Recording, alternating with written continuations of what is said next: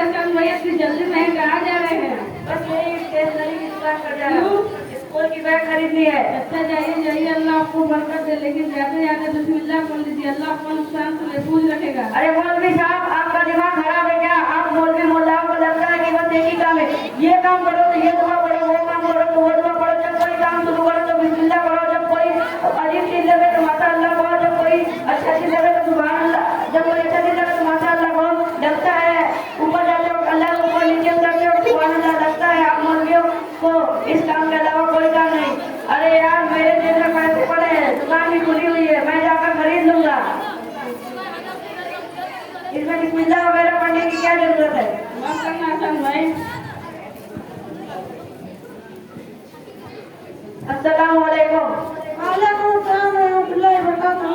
कहिए जनाब, क्या चाहिए? एक पैंट दिखा दो अच्छी क्वालिटी की।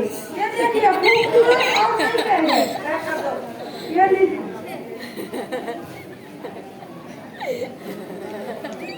अरे यार, पैसे तो यही थे पैंट के जेब में, लग रहे मेरे पैसे कोई लेके चले गए। चलिए दोबारा पैसे आएंगे तो खरीद लूंगा।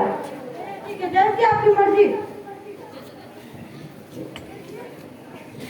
ये बात हसन भैया को बैग खरीदने गए थे, कहाँ है बैग? क्या बताऊं मौलाना साहब, गजब हो गया। बिस्मिल्लाह, कोई मेरे पैसे उड़ा लिया, बिस्मिल्लाह, कोई मेरे जेब काट दिया, बिस्मिल्लाह।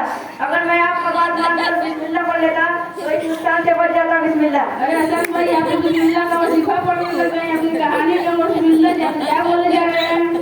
मौलाना साहब, अगर मैं इस बात के तो समझ गया कि अगर बिस्मिल्लाह पढ़ के गया होता तो मैं इस नुकसान से बच जाता। कोई बात नहीं, जो होना था तो हो चुका, आइंदा से ध्यान रखना।